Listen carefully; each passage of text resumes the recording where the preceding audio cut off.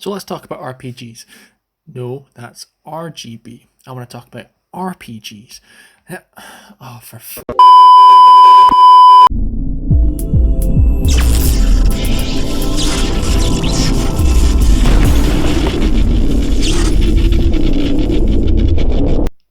yes, the quagmire that is RPGs. It seems I ended up going down a rabbit hole with this one, and a rabbit hole that has a lot of multiple offshoots, twists, turns, and definitely a lot of debate and tenderness around the subject of what actually constitutes as a role playing game. But have no fear, because when I emerged from that rabbit hole, I was left equally as perplexed by the subject as before, due to the massive information I had to sift through. And as I run through the different styles of RPG, let's take a look at something I missed in my last video, and that is the Mass Effect character creator. So, there are two major categories of RPG, and that is Western RPG that emerged in the 70s and Japanese RPG, which emerged later on in the 80s. These two independent categories or genres of game can be broken down further into a fair few categories of other games. To name a few, there are action RPG, strategy, and tactical RPG. Those can be broken down into real-time strategy or turn-based combat, massively multiplayer role-playing game, sandbox, open world, and free roam RPGs, and roguelike RPGs, which involve things like permadeath and level randomness.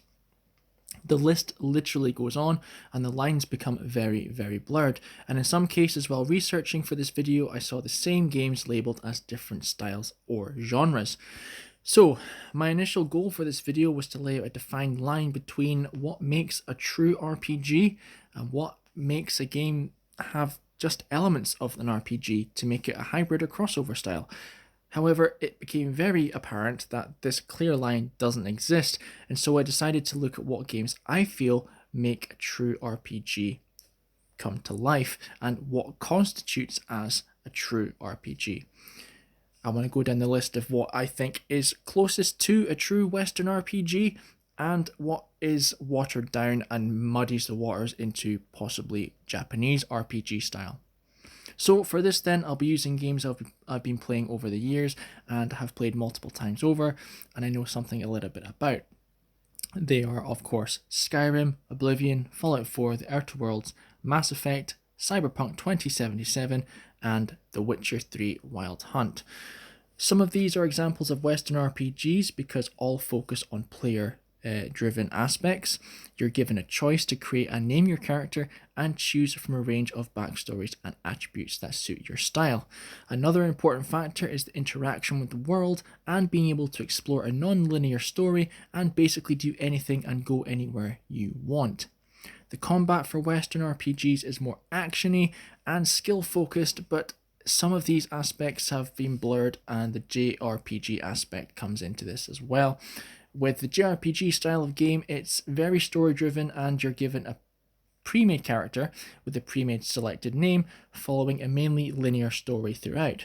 The art styles are noticeably anime or Japanese themed, and the combat is typically dice or turn-based system. But even the RPG for the Japanese style, the lines are blurred.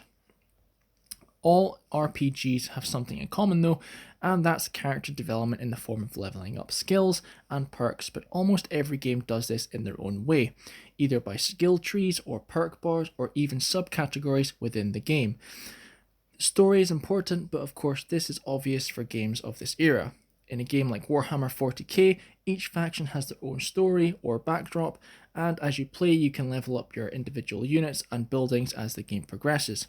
But you can immediately see a difference in games like this, as in Warhammer 40k, you assume the role of the emperor, boss, or leader of your faction, whatever you want to call it, and you control your units in a real-time strategy setting. In a game like Fallout 4, you assume the role of Liam Neeson, who's just been stuck in a freezer for years and wakes up trying to find his kid. You level up as you go along and you upgrade certain skills, and both games are RPGs, they're just different in the gameplay and style. In both games, we are who we are, but in a game like Oblivion, you can choose from a number of races and backstories or even star signs that determine who you are as a player. You still have a main job to do, but your character is not predefined. Like in Warhammer 40k or Fallout 4, your character is predefined. This is where we see the difference, but also a little bit of crossover between Western RPGs and Japanese RPGs.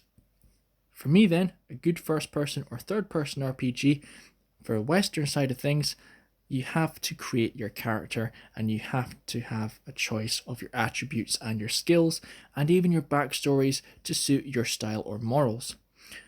Once that's done then, you should be given a list of skills and attributes that can be upgraded as the game goes on, but for starting the game, you can boost some of these attributes to suit your style.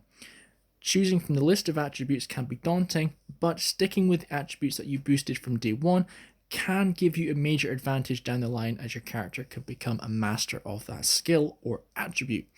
Or, if you choose, you can keep a balanced playstyle which might give you more access to the overall area of the game, but your combat might be tougher or trickier, and vice versa.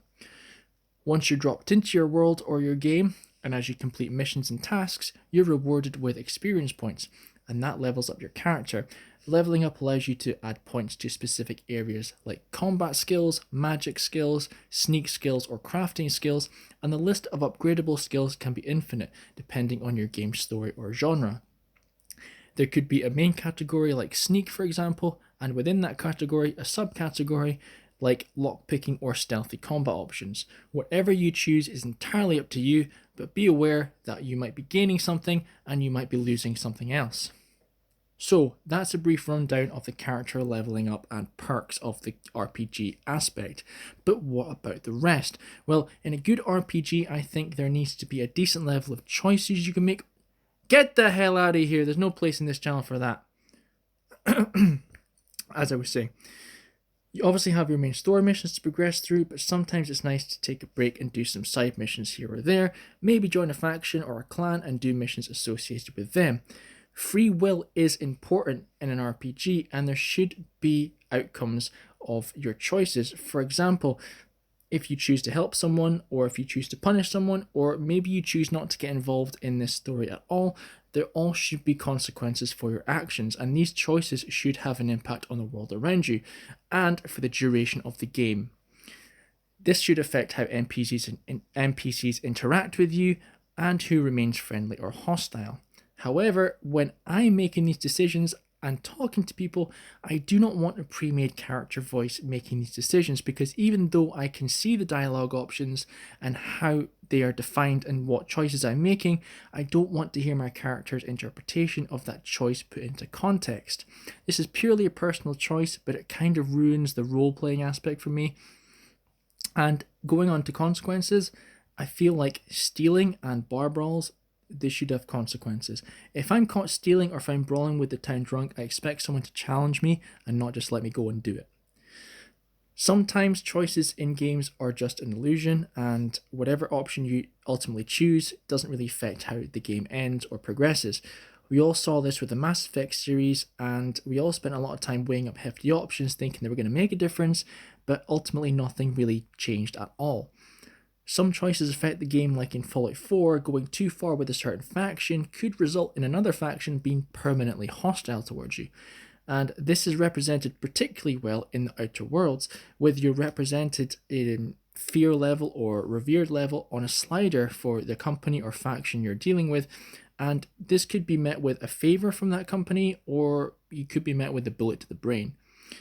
An open-ended story is also really important in an RPG, I think, because it should reflect the choices you make.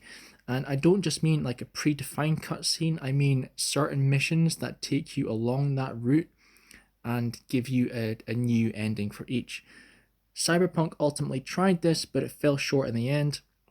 I'm not going to go into any spoilers, as it's brand new and people are waiting for this game to get better, but it fell short. What Cyberpunk did well, however, was the skill tree and the perk leveling up options, because there was a huge amount. If you didn't have enough muscle power or technical know-how, there was no way you're going to break down that door or hack that terminal. Likewise, in the Outer Worlds, this happened, but you could remedy it by putting on a certain item of clothing that would bolster that skill. Moving on to inventories and customizability then, for your RPGs. Good RPGs allow you to create better armor, to pick up better armor, and to customize your weaponry and skill set. As you level up, you should be able to get better armor as well, because that level 1 t-shirt you picked up from the get-go isn't going to help you against a level 100 boss. It's just not going to happen. Crafting and alchemy in RPG titles is important as well, because you want to feel like the skills that you're boosting and the environment actually mean something. So if you need a health potion, for example, you can go over there and brew it yourself.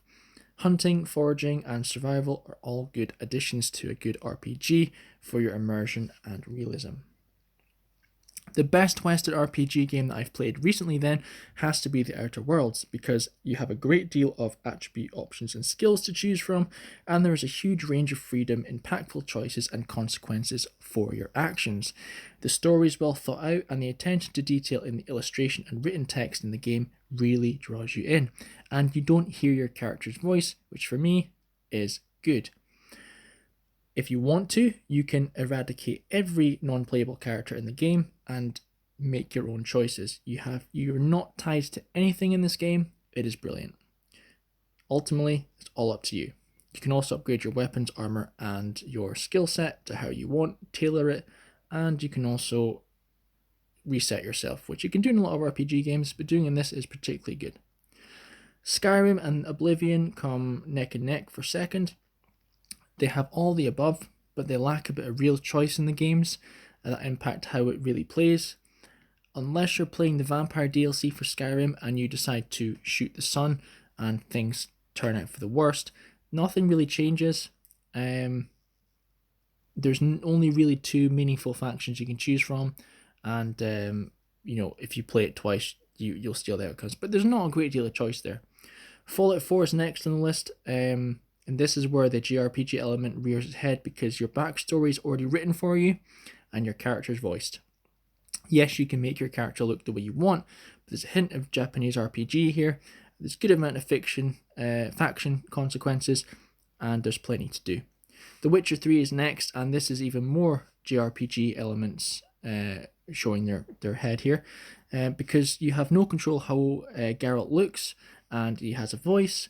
There's no consequences for theft, and that's a bit immersion breaking for me. The game is one of my favourites of all time, but it strays a bit on the RPG side. Cyberpunk is next, with a great deal of level and customizability options. The skill tree is insane, but the game lacks real choice and consequences. Again, the game is relatively new, and some people are waiting for a decent fix, so I won't discuss the endings of this game any further. And lastly, Mass Effect is a brilliant game. However, the story is quite linear, and where you can go is quite linear. There's a lot of JRPG elements in this game, so it strays away from Western RPG, but that does not mean it's a bad game. Fantastic game series. In fact, the second Mass Effect changes things a lot more in the way of combat and skills. While making this video, I went through a lot of Reddit posts, YouTube videos, and I had to research a lot to do this, and it just muddied the waters even further. If you look at what people think are good RPGs and what they think should be in RPGs, it's widely subjective. So this video is widely subjective. This is what I think constitutes as a good RPG, and I like to highlight Western RPG because I haven't actually played any Japanese style RPGs like Kingdom Hearts or Final Fantasy. They're just not my style. So unfortunately, I don't have the first person experience for JRPGs, and I have no real opinion of them. But from the get-go, from what I've seen of my friends playing them and what's on YouTube, they're not really my style. I like to stick with Western RPGs. That's just my choice. I really hope you enjoyed this video, guys. I hope I've gone through enough detail for you, which should constitute as a good RPG. If you have a different opinion of what a good RPG is or what it should be, let me know in the comments below. If you like the video, give it a thumbs up. If you dislike it, give it a thumbs down. I'd really like to hear from you guys. It is a brand new experience for me doing this, talking to myself, editing videos. So any help you can give me would be much appreciated. And I'll see you in the next video. Catch you later.